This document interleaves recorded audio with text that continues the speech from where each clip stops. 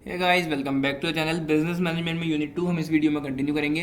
Previous video में हमने chapter number 8 जो कि प्लानिंग टाइप्स ऑफ प्लान्स था वो हमने खत्म किया और चैप्टर नंबर 9 हमने शुरू किया था जिसमें हमने कुछ टॉपिक्स पढ़े थे। बहुत अच्छे टॉपिक्स थे, बहुत इंपॉर्टेंट टॉपिक्स थे। कॉन्सेप्ट ऑफ डिसीजन मेकिंग, ये चैप्टर नंबर 9 की शुरुआत हुई थी प्रीवियस वीडियो में। ठीक है, कॉन्सेप्ट हमने जाना था डिसीजन मेकिंग का। हमने कुछ फीचर्स यानी या तो कहे फीचर्स या फिर कहिए कैरेक्टरिस्टिक्स हमने डिसीजन मेकिंग के पढ़े थे और इंपॉर्टेंस हमने जानी थी डिसीजन मेकिंग की। ठीक है, तो इस वीडियो में हम उसी चैप्टर को या फिर कहें तो उसी यूनिट को कंटिन्यू करेंगे जिसमें हम पढ़ेंगे टाइप्स ऑफ डिसीजंस। राइट, तो डिसीजंस के काफ़ी सारे टाइप्स होते हैं, वो हम इस वीडियो में आगे पढ़ रहे होंगे। अगर आपने प्रीवियस वीडियोस नहीं देखी हैं इस चैप्टर की तो उनको जाके देखें, फिर इस वीडियो कंटिन्यू करें। राइट, तो इस वीडियो के बाद एक वीडियो और आएगी जिसमें चैप्टर नंबर 9 जो कि हमारा डिसीजन मेकिंग है वो पूरी तरह से खत्म हो जाएगा और यूनिट 2 हमारी लेकिन चलती रहेगी क्योंकि यूनिट 2 में काफ़ी सारे चैप्टर्स हमें कवर करने हैं अगर उसको कंप्लीट करना है तो। ठीक है, फिलहाल इस टॉपिक को हम पढ़ते हैं और समझते हैं क्या है टाइप्स डिसीजन मेकिंग के, या फिर कहें तो डिसीजंस के क्या टाइप है। नंबर 1 है programmed and non programmed decision. ठीक है, प्रोग्राम्ड और नॉन प्रोग्राम्ड डिसीजंस क्या होते हैं वो हम यहाँ पे पढ़ेंगे। Simon has classified all decisions into two classes: programmed decisions and non-programmed decisions. Such classification of decisions made on the basis of the use of operation research. तो इन्होंने दोनों के बारे में बताया है, प्रोग्राम्ड डिसीजन भी यहाँ पर लिखे हुए हैं और नॉन प्रोग्राम्ड भी। पहले हम जानते हैं प्रोग्राम्ड डिसीजंस कौन से होते हैं। Are normally of repetitive nature and are taken within the broad policy structure. ये जो है रिपीटेटिव नेचर के होते हैं, मतलब इन प्लान्स को हम या फिर कहते हैं इन डिसीजंस को हम, सॉरी प्लान्स नहीं, इन डिसीजंस को हम बार बार रिपीट कर सकते हैं, इस नेचर के ये होते हैं। And are taken within the broad policy structure, और एक ब्रॉड पॉलिसी स्ट्रक्चर में हम इसको देखते हैं। An organization can develop specific processes for handling these decisions. जो ऑर्गेनाइजेशन होती है वो डेवलप करती है एक स्पेसिफिक प्रोसेस उन डिसीजंस को हैंडल करने के लिए। एग्जांपल यहाँ पर दिया है, वो क्या क्या हो सकता है प्रोसेस। स्टैंडिंग ऑपरेटिंग प्रोसीजर्स हो सकते हैं, वो पॉलिसीज हो सकती हैं, वो कुछ पहले से ही डिसाइड करके उन्होंने रख दिया है कि आपको ये पॉलिसीज प्रोसीजर्स के अकॉर्डिंग आपको सारी चीज़ें करनी है। इससे अलग अगर आप जाते हैं तो वही पेनल्टी वाली चीज़ें आ जाती हैं।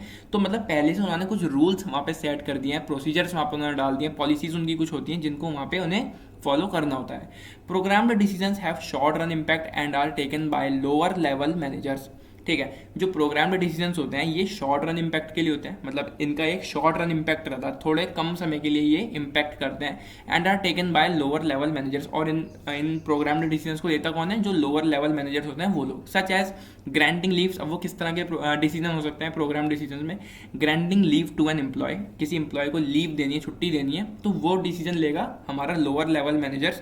ठीक है, और क्या है ये प्रोग्राम्ड डिसीजन है, शॉर्ट टर्म के लिए ही होते हैं। अब उसको लीव दी तो वो बहुत लंबे समय के लिए थोड़ी है, वो कम समय के लिए हुई है, 1 दिन की, 2 दिन की, 3 दिन की, तो वो एक कम समय के लिए इसका इम्पैक्ट रहेगा। राइट, और क्या कहा है यहाँ पे, short run impact and are taken by lower level managers. ठीक है, ये तो पता चल गया। Such as granting leave to an employee, purchase of materials in normal routine etcetera. वो कोई अपने मटेरियल परचेज कर सकते हैं एक नॉर्मल रूटीन में, और ये सारी चीज़ें इसमें एग्जाम्पल हैं प्रोग्राम्ड डिसीजंस के। बाकी आप एक्स्ट्रा यहाँ पे नीचे पढ़ सकते हो, पर इतना ज़्यादा इंपॉर्टेंट नहीं है। प्रोग्राम्ड डिसीजंस के बारे में आपको पता होना जरूरी है और उसके एग्जाम्पल आपको पता होना जरूरी है। राइट, बाकी आप रीड कर सकते हो। नंबर 2 आगे बढ़ते हैं।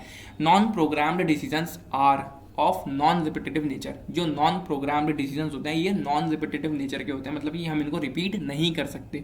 अब जो ऊपर हमने प्रोग्राम डिसीजन पढ़ा वहाँ पे हमने क्या पढ़ा कि वो परचेज कर रहे हैं मटेरियल्स, ठीक है, नॉर्मल रूटीन में, वो एम्प्लॉय को कोई छुट्टी दे रहे हैं, तो वो चीज़ रिपीट हो सकती है आगे भी। राइट, लेकिन शॉर्ट टर्म के लिए वो है, वो चीज़ हम रिपीट करेंगे, ठीक, और शॉर्ट टर्म। लेकिन नॉन प्रोग्राम्ड में क्या है, ये नॉन रिपीटेटिव नेचर के होते हैं। देखते हैं इसमें एग्जाम्पल क्या आता है। Their need arises because of some specific circumstances. Non programmed decisions की नीड हमें पड़ती है बहुत कम सर्कमस्टांसेस में। ठीक है, such as opening of a new branch, हमें कोई नई ब्रांच ओपन करनी है अपनी ऑर्गेनाइजेशन की। Right, introducing a new product in the market, हमें कोई नया प्रोडक्ट जो है इंट्रोड्यूस करना है मार्केट के अंदर। They involve judgment. ठीक है, इसमें क्या क्या चीज़ें आती हैं, जजमेंट इसमें आती है, इंट्यूशन इसमें आती है, क्रिएटिविटी इसमें आती है। Such decisions are taken by top management. जो नॉन प्रोग्राम्ड डिसीजंस होते हैं, आप यहाँ पर थोड़ा डिफरेंस भी लेते अपने माइंड में क्रिएट करते चलो। प्रोग्राम्ड डिसीजन और नॉन प्रोग्राम्ड डिसीजन में क्या फ़र्क है। प्रोग्राम डिसीजन हमारे रिपीटेटिव नेचर के होते हैं, non program non repetitive nature के होते हैं। प्रोग्राम डिसीजन कौन लेता है, लोअर मैनेजमेंट, और नॉन प्रोग्राम डिसीजन कौन लेता है, टॉप मैनेजमेंट। इस तरह से एग्जाम्पल भी आप दोनों में ऐड कर सकते हो। अगर आप माइंड में डिफरेंस बनाते हुए चलोगे इनके, तो आपको अच्छे से सारी चीज़ें समझ में आएंगी। ठीक है, नॉन प्रोग्राम डिसीजन हमारा टॉप लेवल मैनेजमेंट रहता है। आगे देखते हैं, फॉर एग्जांपल, इसमें एग्जांपल क्या है। If a large number of employ suddenly started absenting themselves without information, it would constitute a problem involving the non programmed decision. यहाँ पर बहुत अच्छा एग्जांपल उन्होंने दिया है, अगर बहुत एक लार्ज नंबर में एम्प्लॉयज छुट्टी ले लें, ठीक है, अपने आप को मतलब बिना कोई इन्फॉर्मेशन दिए वो एब्सेंट हो जाएं, तो वहाँ पे उनके खिलाफ एक्शन लिया जाएगा, ठीक है, वहाँ पे नॉन प्रोग्राम्ड डिसीजन लिया जाएगा। No routine decision can be taken in such a case merely by using a charge sheet to all the workers and taking disciplinary action against each one of them। तो non program decision वहाँ पर लिया जाएगा, उनके against कुछ उन्हें कार्रवाई उन्हें करनी पड़ेगी, ठीक है, इशू करनी पड़ेगी charge sheet to all the workers and taking disciplinary action against each one of them, ठीक है। तो नॉन प्रोग्राम डिसीजन हमारे रिपीटेटिव नेचर के नहीं होते हैं, ऐसा तो नहीं है कि हम इसको रोज कर रहे हैं, ये हम किसी किसी केस में ही करेंगे, ठीक है। अब जैसे उन्होंने एग्जांपल दिया कि वहाँ पर ऐसा हुआ है कि बहुत सारे लोगों ने एक साथ छुट्टी मार ली बिना इन्फॉर्मेशन दिए, तो ऐसा वो रोज नहीं करेंगे, ठीक है, वो कभी कभी ऐसा होगा और कभी कभी हम उसको यूज कर सकते हैं ऐसे डिसीजन, ठीक है। तो ऐसे कुछ सर्कमस्टांसेस में ये चीज़ हम कर सकते हैं, नॉन प्रोग्राम डिसीजन ले सकते हैं। कौन? टॉप लेवल मैनेजमेंट लेगा। आगे बढ़ते हैं, मेजर एंड माइनर डिसीजंस, ठीक है, इसको पढ़ते हैं। डिसीजंस में be classified as major and minor, decisions को हम क्लासीफाई कर सकते हैं एज अ मेजर और minor. For example, if it relates to the purchase of a big machine worth say a lakh of rupees, अगर हम कोई मशीनरी परचेज कर रहे हैं जिसकी लाखों में कीमत है, तो वो एक मेजर डिसीजन है, यानी कि बड़ा डिसीजन है, right. On the other end, अगर हम दूसरी तरफ देखें, purchase of fountain pen, ink और a few reams of paper are minor matters, ये बहुत छोटी छोटी चीज़ें हैं, तो ये एक छोटा मैटर हो गया, छोटे डिसीजन ही हो गए। And may be decided by the office superintendent, इनको ऑफिस सुपरिंटेंडेंट लेगा, और जो ये बड़े डिसीजन है, जो मेजर डिसीजन है, इनको लेगा टॉप मैनेजमेंट, ठीक है, जिनकी ऑर्गेनाइजेशन है, जो सीईओज हैं, जो मैनेजर्स हैं, मेन मैनेजर्स, वो लोग इसको लेंगे, ठीक है। मेजर यानी बड़ा डिसीजन, माइनर यानी छोटे डिसीजन, ठीक। रूटीन एंड स्ट्रेटेजिक डिसीजंस की बात करते हैं, number 3। Routine decisions are also known as tactical decisions, इनको टैक्टिकल डिसीजंस भी बोला जाता है। They are taken in the context of day to day operations of the organization.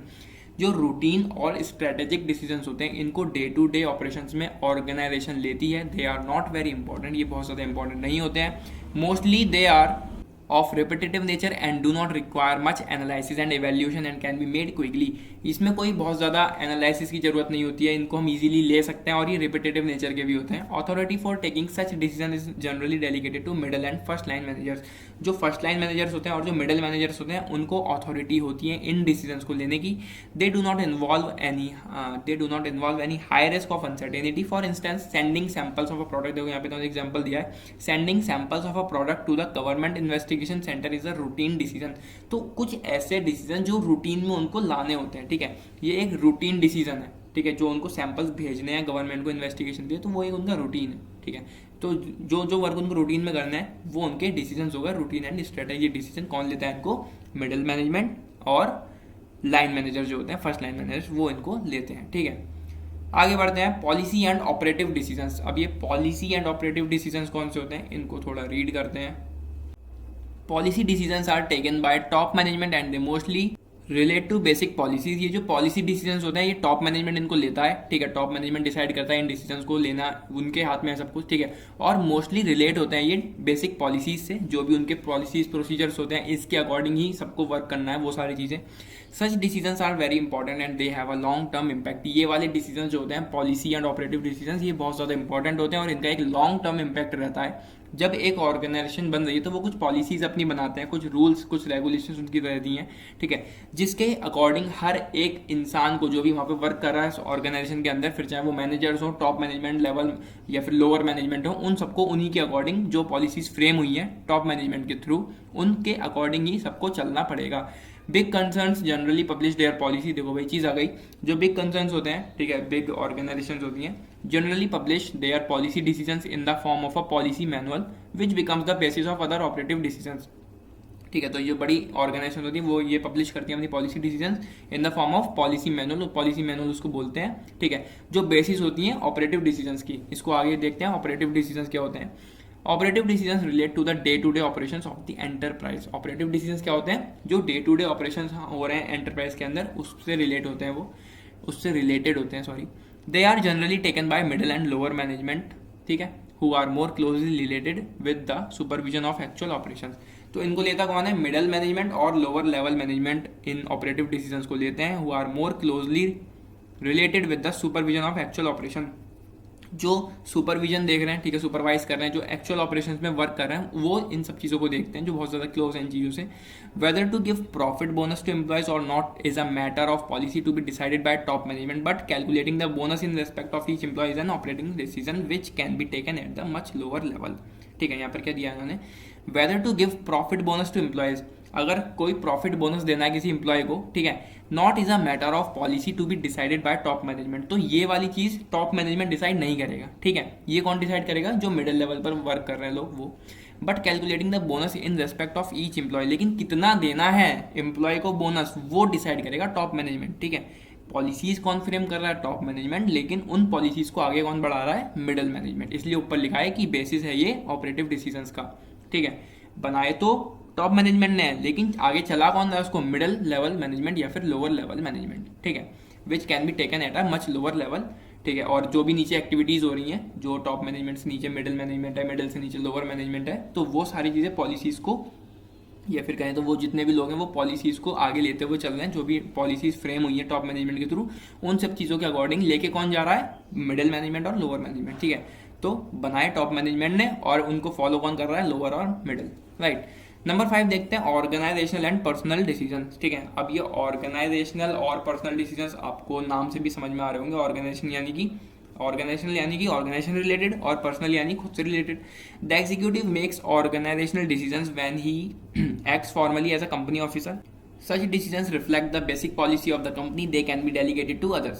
जो एग्जीक्यूटिव होता है वो ऑर्गेनाइजेशनल डिसीजंस को बनाता है when he acts formally as a company officer, जब वो एक्ट करेगा as a company officer. Such decision reflect the basic policy of the company, जो कंपनी की बेसिक पॉलिसी होंगी वो डिसीजन रिफ्लेक्ट करेंगे उन पॉलिसीज को। They can be delegated to others, और वो इन डिसीजंस को डेलीगेट कर सकता है दूसरे के ऊपर, या फिर उनको सौंप सकता है दूसरे के ऊपर। Right, personal decisions are relate to the executive as an individual and not as a member. Personal decision relate करेंगे किससे, to the executive as an individual and not as a member of an organization. वो कोई member नहीं है organisation का, ठीक है, as an individual यहाँ पर वो रिलेट करेंगे। सच decisions can not be delegated, इनको वो डेलीगेट नहीं कर सकता। ठीक है, वो किसी और पे वो चीज़ नहीं सौंप सकता, तो वो उसको खुद ही देखने हैं सारी चीज़ें। राइट, तो ये थे ऑर्गेनाइजेशनल और पर्सनल डिसीजंस। आगे बढ़ते हैं individual and group decisions. Individual यानी अकेले के लिए, ग्रुप यानी पूरे ग्रुप के लिए। As is apparent, individual decisions are taken by a single individual in the context of routine or program decision where the analysis of variables is simple and for which broad policies are already provided.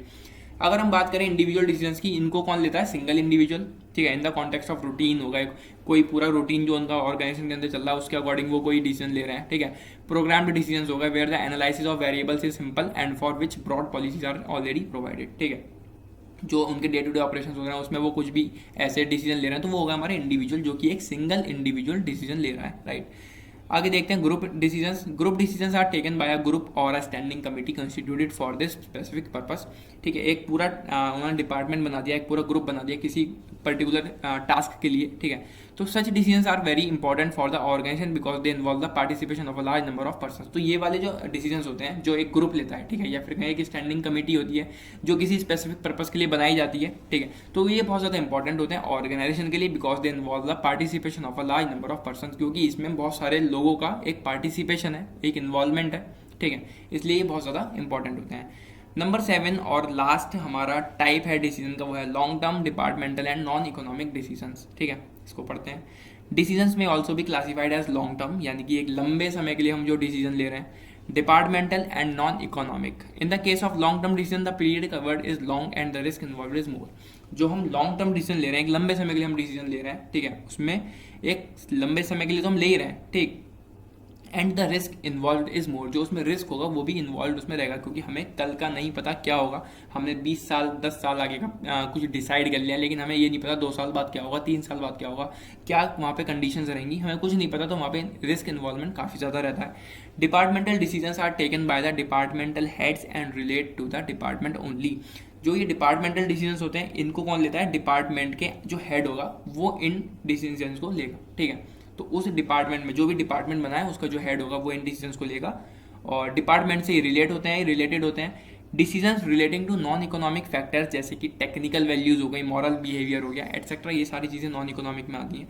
May be termed as non economic decisions. While taking decisions on these factors care should be taken to see that justice is done to all and as a result for this decision no new problem is created for the organization. Non economic यानी वहाँ पे technical values कितनी है, कैसी है, moral behaviour कैसा है, वो सब चीज़ें यहाँ पे देखी जाती हैं, राइट।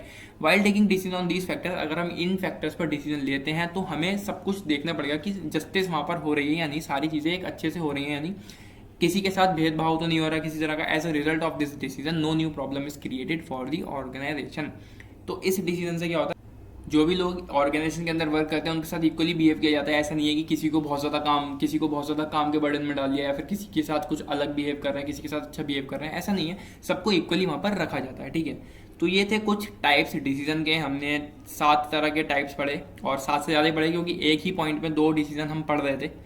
तो ठीक है, ये थे टाइप्स ऑफ डिसीजंस। आगे एक वीडियो और आएगी इसी चैप्टर की, जिसके बाद ये चैप्टर पूरी तरह से खत्म हो जाएगा। उसमें हम पढ़ेंगे प्रोसेस हमारा डिसीजन मेकिंग का, और मेरे ख्याल से एक टॉपिक और है उसमें, वो भी इंपॉर्टेंट है काफ़ी। तो वो 2 इंपॉर्टेंट टॉपिक्स के ऊपर भी एक अगली वीडियो आएगी, ठीक है, इसके बाद आएगी वो भी, ठीक है। तो उसके बाद चैप्टर नंबर 9 भी हमारा बिजनेस मैनेजमेंट का खत्म हो जाएगा। यूनिट 2 लेकिन हमारी चलती रहेगी। जैसे कि मैंने पहले कहा कि यूनिट 2 हमारी काफ़ी ज़्यादा बड़ी है, काफ़ी सारे चैप्टर्स उसके अंदर आते हैं, राइट। तो आने वाली वीडियोस के लिए चैनल को सब्सक्राइब करें, अपने दोस्तों के साथ शेयर करें, उन्हें भी दिखें थोड़े वीडियोस, थोड़ी हेल्प हो उनकी भी, राइट। तो मिलते हैं अगली वीडियो में। Till then take care and bye bye.